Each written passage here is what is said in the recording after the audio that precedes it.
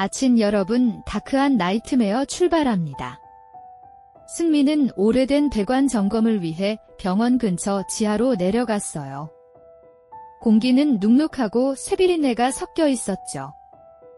헤드라이트 빛이 비추는 곳마다 녹슨 배관이 드러났고 물 흐름이 막혀있는 구간에서 이상한 덩어리가 눈에 들어왔어요.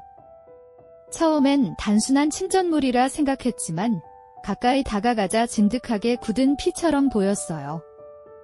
손끝에 장갑을 낀 채 도구로 살짝 건드리자 딱딱하면서도 끈적한 감촉이 전해졌어요. 물과 섞여 퍼져나온 철 냄새는 피 냄새와 너무 닮아 있었죠.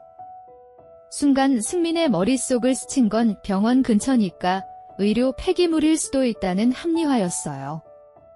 하지만 심장이 괜히 빠르게 뛰었어요. 뒤에서 서류를 정리하던 건우가 다가와 확인했어요. 이상하다. 이런 응고물은 처음이야. 두 사람은 배관 속에서 덩어리가 길게 이어져 있다는 걸 깨달았어요. 흘러내린 찌꺼기가 아니라 마치 한 번에 쏟아진 듯 응고된 흔적이었죠.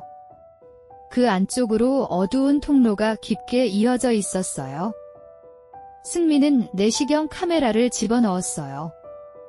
화면에는 울퉁불퉁한 관 벽과 응고된 덩어리가 이어졌죠. 그런데 한순간 화면 속 어둠에서 반사된 무언가가 번뜩였어요. 마치 눈 같은 원형의 반짝임이었어요. 카메라를 급히 빼냈지만 장비에 묻은 건 검붉은 찌꺼기였어요. 두 사람은 당황했지만 이를 멈출 순 없었어요.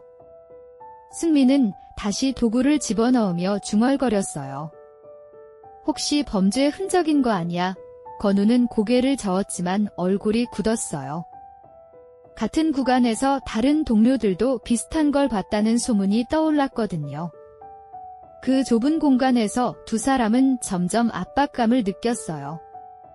숨을 들이마실 때마다 철 냄새가 코를 찔렀고 발밑에 고인 물은 붉게 물들어가는 착각을 불러왔어요. 둘은 서로 눈을 마주치며 말없이 빨리 이 구간을 벗어나야 한다는 걸 직감했어요. 결국 작업은 중단됐고 보고서에는 응고된 불명물질 발견이라고만 기록됐어요. 하지만 둘은 속으로는 확신했어요. 이건 단순한 오염물이 아니라고. 병원 근처라는 이유로 합리화할 수도 있었지만 묘하게 사람의 흔적처럼 이어진 덩어리가 뇌리에 남았어요. 며칠 뒤 다른 팀원이 같은 구간에 들어갔다가 비슷한 경험을 했다는 소문이 돌았어요. 피떡 같더라. 눈 같은 게 보였다. 같은 이야기가 속삭이듯 퍼졌죠. 왜 사람들은 농담처럼 넘기려 했지만 현장에 들어간 이들은 웃을 수 없었어요. 전문가에게 자문을 구했을 때 심리학자는 이렇게 말했어요. 폐쇄된 공간, 어두운 시야, 극도의 긴장감이 환각을 만들 수 있습니다. 하지만 승민과 건우는 고개를 저었어요. 환각이라면 왜 서로 다른 날, 다른 사람이 똑같은 걸 봤을까요? 지금도 그 구간은 작업자들 사이에서 금기 구간이라 불려요. 누구도 혼자 들어가려 하지 않고 경험담은 낮은 목소리로만 전해져요. 승민은 가끔 그날의 화면을 떠올려요. 번쩍이던 그 원형의 빛, 그리고 피떡 같은 냄새. 설명할 수 없는 흔적은 여전히 어둠 속에 남아있어요.